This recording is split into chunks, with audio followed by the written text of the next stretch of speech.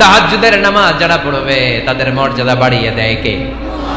কারণ ওই মুহূর্তে আল্লাহ প্রথম আকাশে নেমে আসেন আর ডাকে, আলা মিন মুস্তাগফিরিন আগফিরালা, কার ক্ষমা দরকার ক্ষমা চা, ক্ষমা করে দেব। আলা মিন মুস্তাকসিন আকসুলা, কার খাবারের দরকার পোশাকের দরকার চাও দিয়ে দেব। চাও, কার কি লাগবে চাও আমি দিয়ে দেব। এজন্য শেষ রাতের দোয়া আল্লাহ কবুল করে। ঘুমে অলসে আমাদের রাত কেটে যায়, সেজদা দেওয়ার সময় নাই। কখন প্রভুর দরবারে হাজিরা দেব, কখন সেজদা দেব? আল্লাহর হাবিব সাল্লাল্লাহু আলাইহি ওয়াসাল্লাম বললেন, আকরাবু মা ইয়াকুনুল আবদু মির রাব্বিহি ওয়া হুয়া সাজিদ ফাআকসিরু ফীহি দুআ। তোমরা যখন সেজদায় লুটিয়ে পড়ো তখন তোমরা আল্লাহর সবচাইতে কাছে চলে যাও। এজন্য ওই সময় বেশি বেশি আল্লাহর কাছে চেয়ে নাও। সুবহানাল্লাহ পড়েন। মনের যত আকুতি আছে, যত জ্বালা আছে, যত বেদনা, সেজদায় পড়ে আল্লাহরে বলার দরকার আছে না নাই? কারণ কেউ যেটা শোনে না, শোনে কে? পরীক্ষায় ভালো করতে চান, সেজদায় লুটিয়ে পড়ে আল্লাহরে বলেন। নেককার স্ত্রী চান, সেজদায় পড়ে আল্লাহরে বলেন। নেককার সন্তান চান, সেজদায় লুটিয়ে পড়ে আল্লাহরে বলেন। বিসিএস পরীক্ষায় টিকতে চান, সেজদায় লুটিয়ে পড়ে আল্লাহকে বলেন। পাসপোর্ট দিয়ে রেখেছেন, ভিসা হয় না, সেজদায় লুটিয়ে পড়ে আল্লাহরে বলেন। মনের যত জ্বালা, যত যন্ত্রণা, যত আকুতি, যত হাহাকার, সেজদায় লুটিয়ে পড়ে আল্লাহরে বলেন। কারণ আল্লাহর দরবার এমন দরবার, এই দরবার থেকে কেউ কোনোদিন খালি হাতে ফিরে না। চিল্লায় বলেন ঠিক কিনা? কেউ ফিরে না খালি হাতে আল্লাহরে তোর দরবারেতে, তাই না? পড়েন সবাই, কেউ ফিরে না। আকরাবু মা ইয়াকুনুল আবদু মির রাব্বিহি ওয়া হুয়া সাজিদ। বান্দা যখন সেজদায় লুটিয়ে পড়ে, বান্দা আল্লাহর সবচাইতে কাছে চলে যায়। এই কথাটা মনে থাকবে আপনাদের সবার। আমরা কখন আল্লাহর সবচেয়ে কাছে যাই? আওয়াজ করে বলেন। যখন আমরা সেজদায় পড়ে থাকি। আপাত দৃষ্টিতে মনে হয় সেজদাটা যখন দেই জায়নামাজের উপরে আমার কপালটা পড়ে, সেজদাটা যখন দেই মসজিদের টাইলসের উপরে আমার সেজদাটা পড়ে, সেজদাটা যখন দেই মনে হয় যে মসজিদের কাপড়ের উপর আমার কপালটা পড়ে। কিন্তু বিশ্বনবী বলেন না, তোমার কপালটা আল্লাহর কুদরতি পায়ের উপরে পড়ে। আকরাবু মা ইয়াকুনুল আবদু মির রাব্বিহি ওয়া হুয়া সাজিদ। বান্দা যখন সেজদায় লুটিয়ে পড়ে, বান্দা আল্লাহর সবচাইতে কাছে চলে যায়। তাহলে কোরআন আমাদেরকে জানালো, যদি আল্লাহর প্রিয় হতে চাও সেজদায় লুটিয়ে পড়ো। আল্লাহর প্রিয় হতে চাইলে কি করব? আওয়াজ করে বলেন কি করতে হবে? আল্লাহর হাবিব সাল্লাল্লাহু আলাইহি ওয়াসাল্লাম লম্বা সময় ধরে রাতে সেজদায় পড়ে থাকতেন।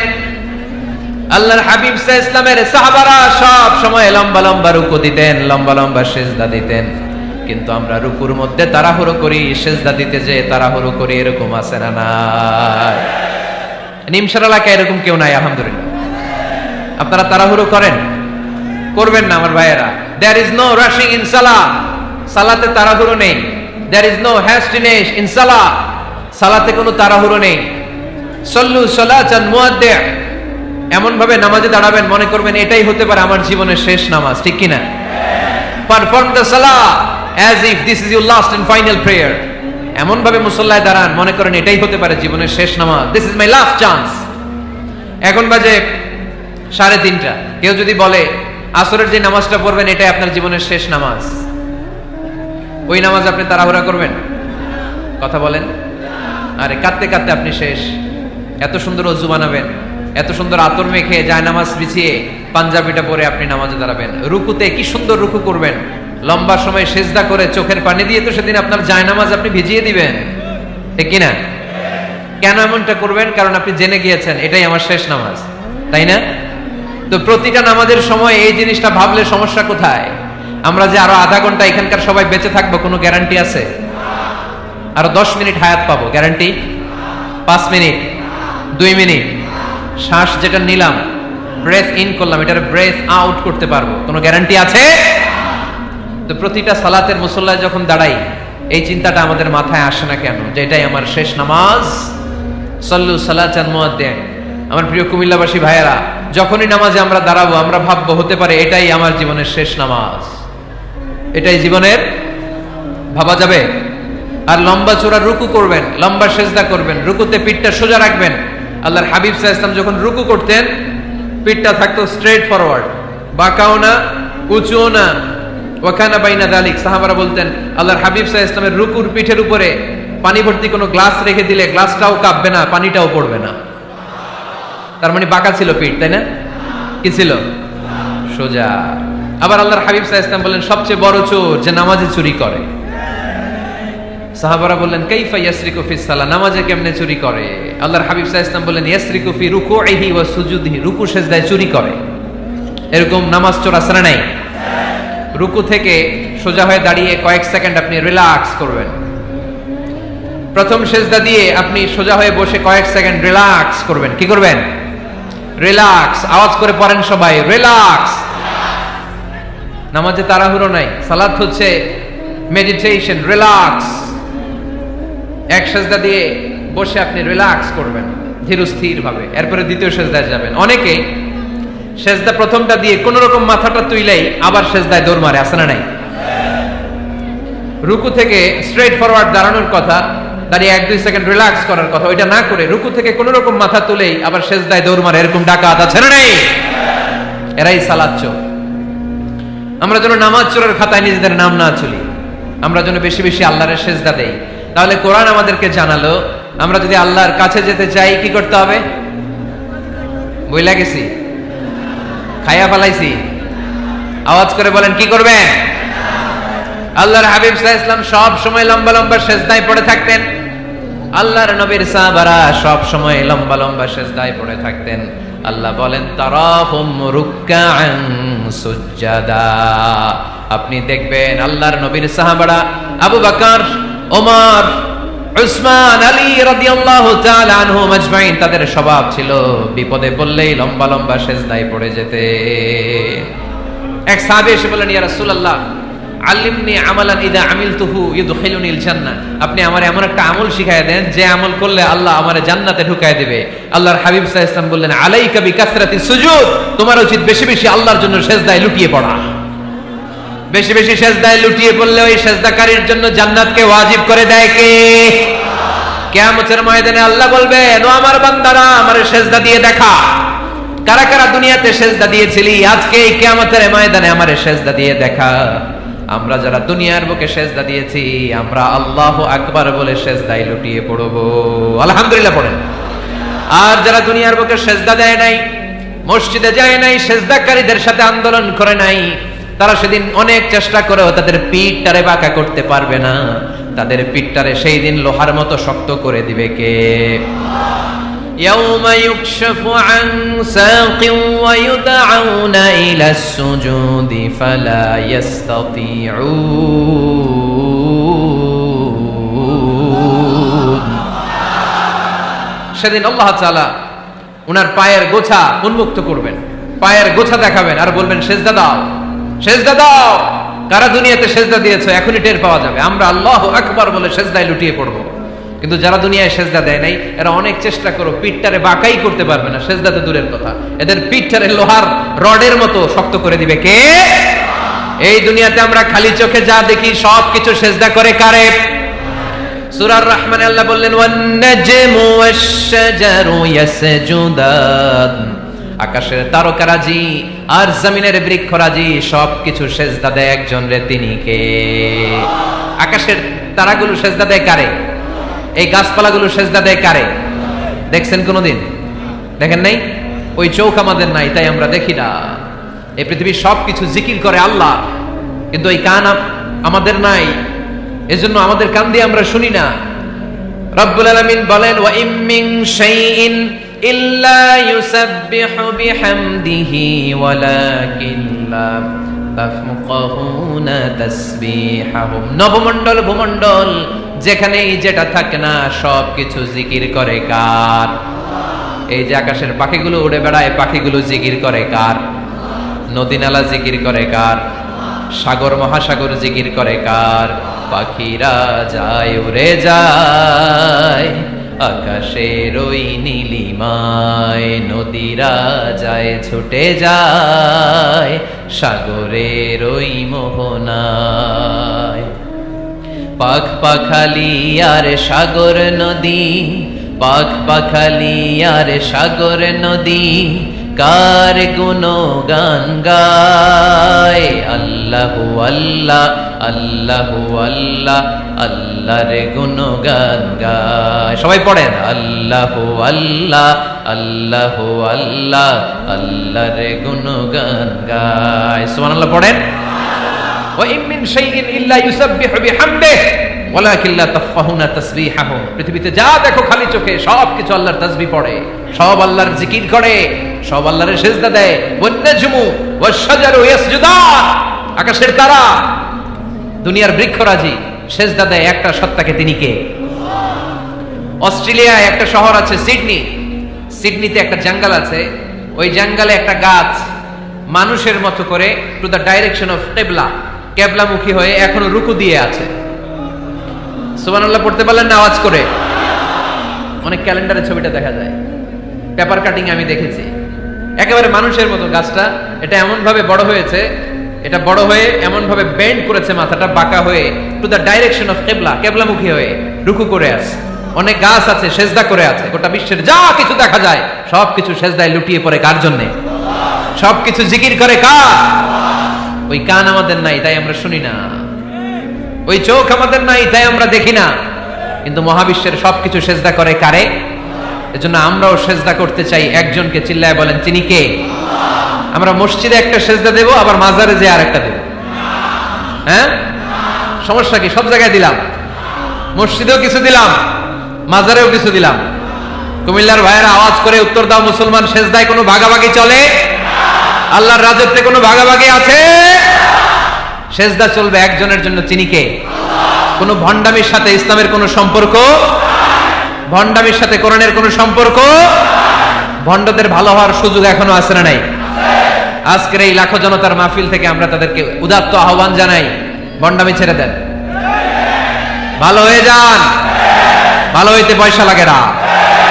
দোদেল বান্দা কালমা চোর, না পায় শ্মশান না পায় ঘোর, দিন থাকিতে আয়রে পথে ছাইড়া দে ভণ্ডামি, ভণ্ডামি ভণ্ডামি ভণ্ডামি, ছাইড়া দে ছাইড়া দে ভণ্ডামি। ঠিক কি না? নামাজ কালাম পড়ে না, ইবলিশ শয়তানের নানা। এরকম আছে? নামাজ টামাজ নাই, লাল শালু গায়ে দেয়া, গোসল করে না, মাথার চুল দাড়িতে জট বাগানো, বছরে গোসল করে একবার, বছরের একবারে গোসলের পানি মুরিদরা খাইয়া সব শেষ। এরকম আছে না নাই? এই অপরিচ্ছন্নতার সাথে, এই নোংরামির সাথে, এই মেন্টালি ডিসঅর্ডারের সাথে পরিচ্ছন্ন ইসলামের কোন সম্পর্ক আছে? নামাজ কালাম পড়ে না, ইবলিশ শয়তানের নানা, ধর্মের একখান খুঁটি ধইরা কয়দিন করবা হয়রানি, ভণ্ডামি ভণ্ডামি ভণ্ডামি, ছাইড়া দে ভণ্ডামি। ঠিক কিনা? দোদেল বান্দা কালমা চোর, না পায় শ্মশান না পায় ঘোর, দিন থাকিতে আইরে পথে ছাইড়া দে ভণ্ডামি, ভণ্ডামি ভণ্ডামি ভণ্ডামি, ছাইড়া দে ভণ্ডামি। আওয়াজ তুলে বলেন ঠিক কিনা? কোন ভণ্ডামির সাথে আমাদের সম্পর্ক আছে? এই কপালটারে সৃষ্টি করেছে কে? আমার দেহটারে তৈরি করেছে কে? আমার এই কপাল দিয়ে সেজদা পাওয়ার উপযুক্ত একটাই সত্তা, চিল্লায় বলো মুসলমান, তিনি কে? মনে থাকবে? আল্লাহ ছাড়া অন্য জায়গায় সেজদা দিবেন? মাজারে সেজদা দিবেন? বাজারে সেজদা দিবেন? সেজদা দিবেন কারে?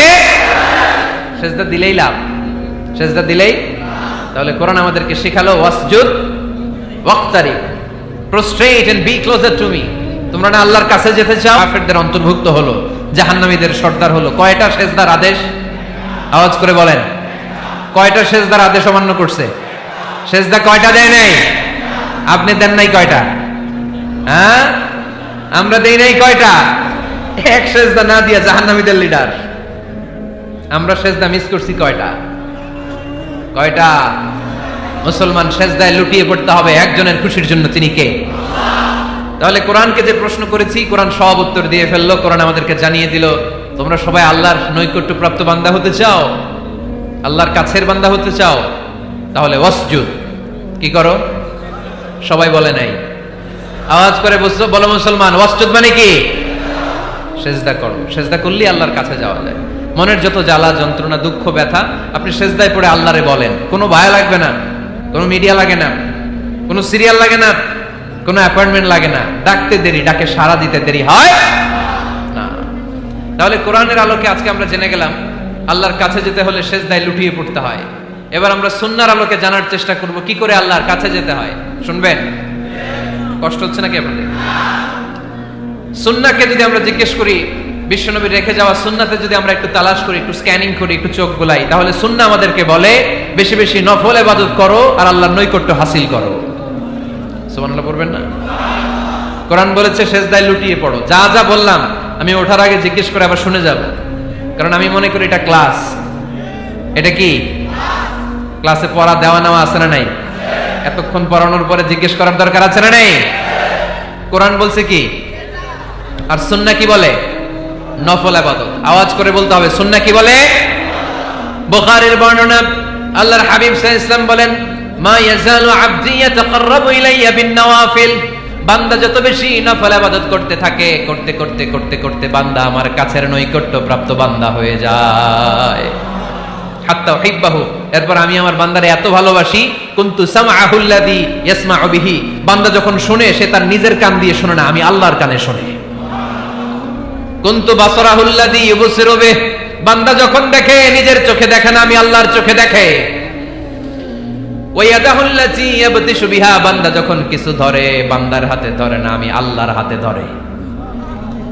ওয়া রিজলাহুল্লাযী ইয়ামশি বিহা, বান্দা যখন হেঁটে যায় ওর নিজের পায়ে হাঁটে না, কেমন যেন আমি আল্লাহর পায়ে হাঁটে।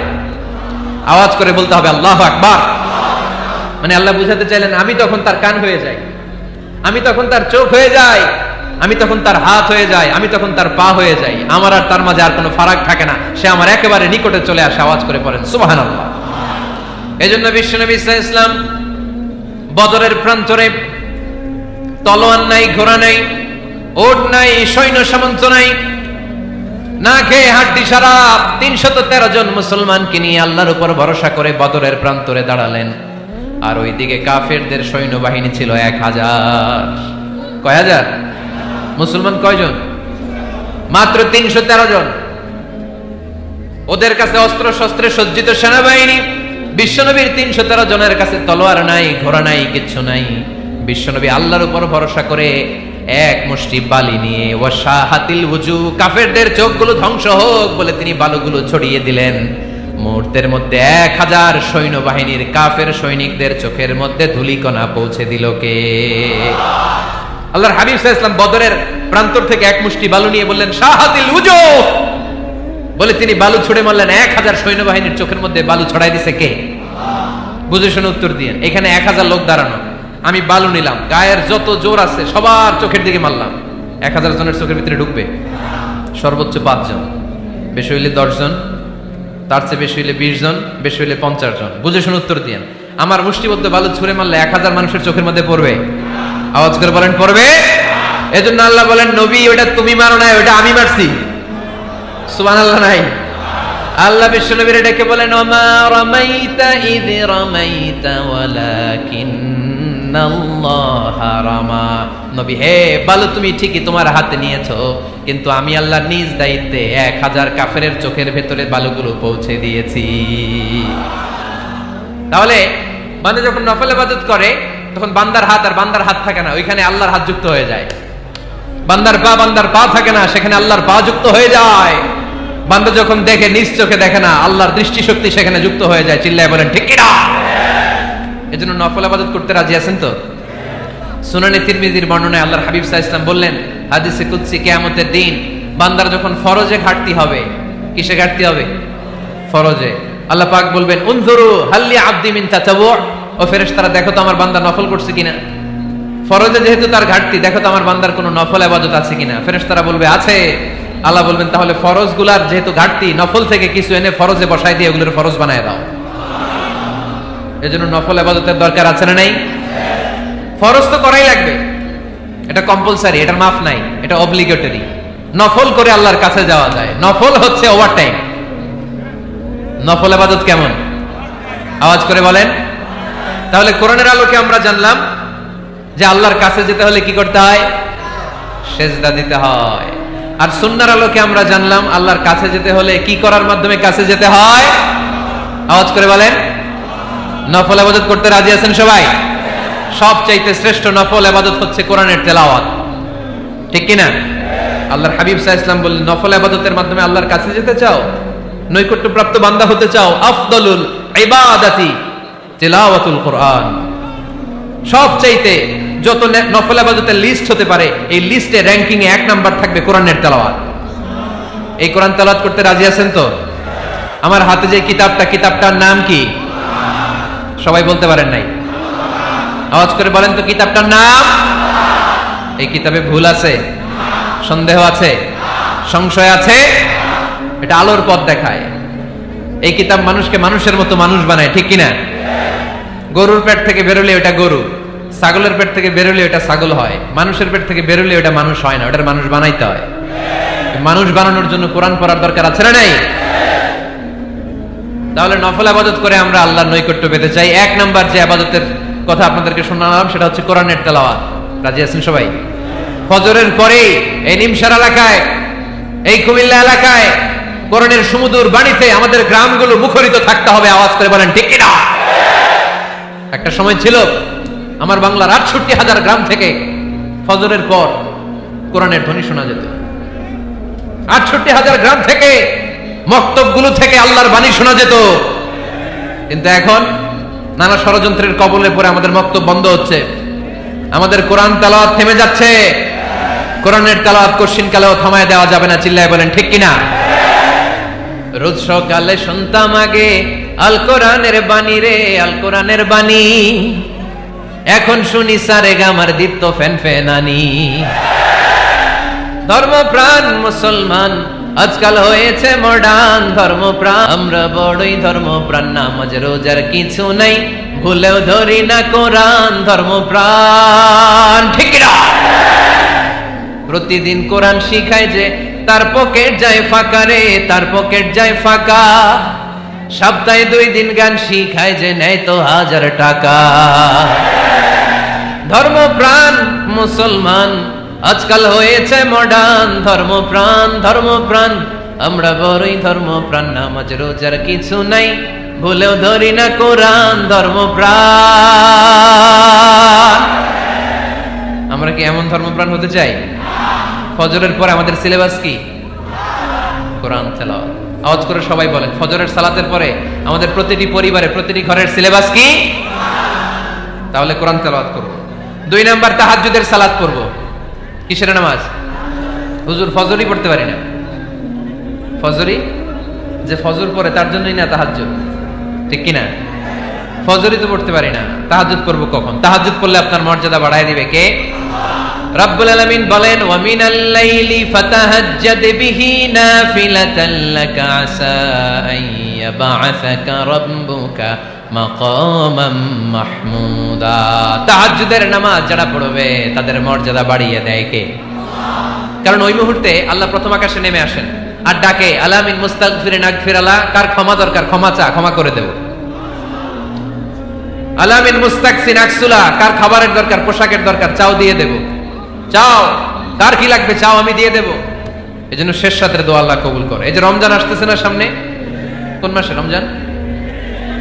এপ্রিলে। রমজানে তাহাজ্জুদ পড়ার একটা সুবর্ণ সুযোগ, কারণ সাহারি খাওয়ার জন্য তো ওঠাই লাগে। একটু তাহাজ্জুদের অভ্যাস করবো আমরা। রাজি আছি তো সবাই? 3 নম্বর নফল ইবাদত হচ্ছে দোয়া। সবাই সবার জন্য দোয়া করবে। অনেকে কয় হুজুর আমার দোয়া আমি করবো, ওরটা ওই করবো, এর লাগে আমি করুম কেন? আছে না নাই? না, এটা ভুল। নিজের জন্য করবেন, অন্যের জন্য করবেন। মা মিন আবদিন মুসলিম ইয়াদউ লি আখিহিল মুসলিম ইল্লা ক্বালা লাহুল মালাকু ওয়া লাকা বিমিসলিন। কোন বান্দা যখন তার ভাইয়ের জন্য দোয়া করে, ফেরেশতারা বলে আল্লাহ এই দোয়াটা যে দোয়া করছে আগে তার জন্য কবুল করে নাও। আপনি দোয়া করলেন, আল্লাহ আমার ভাই অসুস্থ, তারে সুস্থ করে দাও। ফেরেশতারা বলে আল্লাহ যিনি দোয়া করতেছে তার যদি কোনো অসুস্থতা থাকে আগে তারে সুস্থ করে দাও। তাহলে অন্যের জন্য দোয়া করলে লাভ আছে না নাই? দোয়া করতে জানে না অনেকে। দোয়ার আলোচনা আছে আমার, ইউটিউবে সার্চ দিবেন দোয়া, মিজানুর রহমান আনসারী পেয়ে যাবেন। It's an art. দোয়াটা একটা শিল্প। এটার মধ্যে চোখের পানি জুড়ে দিবেন, আবেগ জুড়ে দিবেন, মুহূর্তেই আরশের মধ্যে যে নক করবে। সুবহানাল্লাহ কইবেন না? চোখের পানির দাম আল্লাহর কাছে খুব বেশি। 2 ফোঁটা পানি। কি আপনারা বিরক্ত হয়ে গেছেন? আর 2-1 মিনিট বসেন। 2 ফোঁটা পানি আল্লাহর কাছে প্রিয়। আওয়াজ করে বলেন কয় ফোঁটা? 2 ফোঁটা। এক হচ্ছে জিহাদের ময়দানে রক্তের ফোঁটা, আরেক হচ্ছে অনুতপ্ত বান্দার চোখের পানির ফোঁটা। অনুতপ্ত বান্দা যখন অনুতপ্ত হয়ে কাঁদে, তার চোখের পানি চোখ বেয়ে নাকের ডগাবে মাটিতে পড়ার আগেই ওই বান্দার সব গুনাহ আল্লাহ মাফ করে দেয়। তাহলে প্রথমে কোরআন তেলাওয়াত, তারপর তাহাজ্জুদের নামাজ, তারপরে দোয়া, 4 নম্বরে জিকির। জিকির নফল ইবাদত, ঠিক কিনা? জিকির করতে করতে স্টেজের উপরে উঠে যাবেন আপনারা সবাই। পারবেন কারা কারা? হাত তোলেন। কত বড় সাহস দেখছেন? আমার উপরে বলে লাফায় উঠবে। বাঁশ আছে জায়গায়, বাঁশ। হ্যাঁ, না এটা করবেন না, কারণ ফাযকুরুল্লাহ কামা আল্লামাকুম, জিকির ওইভাবে করো যেভাবে আল্লাহ শিখিয়েছেন। আল্লাহ কিভাবে শিখিয়েছেন? ওয়াযকুরু রাব্বাকুম ফি নাফসিক। দেখেন জিকির করার পদ্ধতি কোরআন থেকে শুনেন, মনে মনে করো, তাদাররুআন সবিনয়ে করো, খিফাতান ভীত বিহবল চিত্তে করো, দুনাল জাহরি মিনাল কওল অনুচ্চ স্বরে, বেশি আওয়াজ করে লাফালাফি করো না। এটা হচ্ছে জিকির করার পদ্ধতি। জিকির করার পদ্ধতি আল্লাহর হাবিব শিখালেন, আহাব্বুল কালামি ইলাল্লাহি আরবাআ, আল্লাহর কাছে সবচেয়ে প্রিয় কথা কয়টি? 1 নাম্বার সুবহানাল্লাহ, 2 নাম্বার আলহামদুলিল্লাহ, 3 নাম্বার লা ইলাহা ইল্লাল্লাহ, 4 নাম্বার আল্লাহু আকবার। এর চেয়ে শ্রেষ্ঠ জিকির আর হতে পারে? আবার আল্লাহর হাবিব সাল্লাল্লাহু আলাইহি ওয়াসাল্লাম বললেন, মান ক্বালা লা ইলাহা ইল্লাল্লাহ দাখালাল জান্নাহ, একবার লা ইলাহা বলে যে মরতে পারবে তার জন্য জান্নাত ওয়াজিব করে দিবে কে? এই জিকিরগুলো করবেন হাতের গিড়ায়, আঙ্গুলের গিড়া আছে না, ডান হাত তুলেন তো, এরকম গিড়াগুলো দেখেন তো আমারে, এইভাবে সুবহানাল্লাহ সুবহানাল্লাহ সুবহানাল্লাহ, এটা সুন্নাত, পাওয়া যাবে? আব্দুল্লাহ ইবনে আমর ইবনে আল-আস বলেন, রাআইতু রাসূলুল্লাহি সাল্লাল্লাহু আলাইহি ওয়াসাল্লাম ইয়াকিদু তাসবিহা বিয়ামিনি, আমি নিজ চোখে আল্লাহ রাসূল সাল্লাল্লাহু আলাইহি ওয়াসাল্লামকে ডান হাতের গিড়াতে এরকম তাসবিহ পড়তে দেখেছি। সুবহানাল্লাহ পড়েন, নীরবে নিঃশব্দে জিকির করবেন। হ্যাঁ, এটা ঠিক। তালিমের জন্য একটু আওয়াজ করে প্রয়োজনে মাঝে মাঝে জিকির করা যায়, যেমন এইভাবে পড়েন, সুবহানাল্লাহ আলহামদুলিল্লাহ লা ইলাহা ইল্লাল্লাহ সুবহানাল্লাহ লা ইলাহা ইল্লাল্লাহ মুহাম্মাদুর রাসূলুল্লাহ সাল্লাল্লাহু আলাইহি ওয়াসাল্লাম। এই যে আপনাদেরকে এখন আমি তালিম দিলাম, এই তালিমের উদ্দেশ্যে সুন্দরভাবে অল্প আওয়াজে জিকির করা যায়, কিন্তু চিৎকার চেঁচামেচি করে, আমার দিকে তাকান, এদিকে তাকান, চিৎকার চেঁচামেচি করে লাফালাফি করে জিকির করা যাবে? জিকির করতে করতে প্যান্ডেলের বাঁশের মাথায় ওঠা যাবে? যিনি জিকির পরিচালনা করতেছেন ওনার ঘাড়ে ওঠা যাবে? যাবে? আল্লাহর হাবিব সাল্লাল্লাহু আলাইহি ওয়াসাল্লাম জিকির করতেছেন, আবু বকর ওমর ফারুক বসা, আবু বকর রাদিয়াল্লাহু জিকির করতে করতে আল্লাহ রাসূলের ঘাড়ে। হাদিসে আছে না এগুলা? কথা কয় না। আল্লাহর হাবিব সাল্লাল্লাহু আলাইহি ওয়াসাল্লাম তাসবিহ পড়তেছেন, ওমর ফারুক জিকির করতে করতে ইশকের ঠেলায় আল্লাহর নবীর কাঁধে। গোটা বিশ্বের কোন হাদিসের কিতাবে এই পন্থায় জিকির দেখানো যাবে? কোরআনের কথা শুনেন, ফাযকুরুল্লাহা কামা আল্লামাকুম, ওইভাবে আল্লাহর জিকির করো যেমন করে আল্লাহ তোমাদের শিখিয়েছেন। কোন হাদিস দেখাতে পারবেন যে আবু বকর রাদিয়াল্লাহু তাআলা আনহু জিকির করতে করতে, আরব দেশে সৌদিতে ছিল খেজুর গাছ, জিকির করতে করতে খেজুর গাছের আগায়, ওমরে ফারুক খেজুর গাছের আগায়, এগুলো পেলেন কোথায়? কেন এগুলো করেন? আল্লাহর হাবিব সাল্লাল্লাহু আলাইহি ওয়াসাল্লাম না, আল্লাহর হাবিব সাল্লাল্লাহু আলাইহি ওয়াসাল্লাম যেভাবে জিকির শিখিয়েছেন আমরা ওইভাবে করব। বরকত দিবে কে? 5 নাম্বার নফল ইবাদত, দান খয়রাত করব। রাজি আছেন? গোপন দান, গোপন দান আল্লাহর রাগ কমায় দেয়। কোন কারণে আমার রব যদি আমার উপর রেগে থাকে, আমি গোপন দান করলে ওই রাগটা মুহূর্তে ঠান্ডা হয়ে যায়। আল্লাকা সিররুন ইনদাল্লাহ বাইনাকা আনতা ওয়া বাইনাল্লাহ, আল্লাকা সাদাকাতুন তাখফা লা ইয়ালামুহা ইল্লাল্লাহ, আল্লাকা সিররুন ইনদাল্লাহ বাইনাকা আনতা ওয়া বাইনাল্লাহ, আল্লাকা সাদাকাতুন তাখফা লা ইয়ালামুহা ইল্লাল্লাহ। সুবহানাল্লাহ পড়েন। তোমার আর তোমার রবের এমন কোন গোপন বিষয় আছে নাকি যেটা তুমি আর তোমার রব ছাড়া কেউ জানে না? তুমি জীবনে এরকম গোপন দান করছো নাকি যেটা আল্লাহ ছাড়া কেউ দেখেনি? ওই দানটা আল্লাহ পছন্দ করে। সর্বশেষ কথা বলি, শেষ কথা, মানুষকে খাওয়াবেন। মানুষকে কি করবেন? খাওয়ানোর চেয়ে ভালো নফল ইবাদত আছে? কি করবেন? খাইবেন। কি করবেন? খাওয়াতে রাজি আছেন তো? কিয়ামতের দিন আল্লাহ তাআলা বলবে, এই বনি আদম, আমি তোমার কাছে খাবার চাইছিলাম, তুমি আমারে খাবার দাও নাই। বনি আদম বলবে, আল্লাহ আপনি যদি খাবার চাইতেন খাবারের বস্তা নিয়ে যাইতাম। আল্লাহ তাআলা বলবেন, এই যে না খেয়ে থাকা পথ শিশুগুলো, শীতের রাতে শুয়ে থাকা না খেয়ে থাকা শিশুগুলো খাবার চেয়েছিল, তুমি খাবার দাও নাই। ওদেরকে খাওয়ালেই আমি আল্লাহকে খাওয়ানো হয়ে যেত।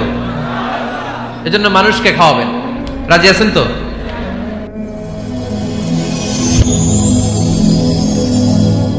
Rose TV 24. Enjoy by listening to the Holy Quran.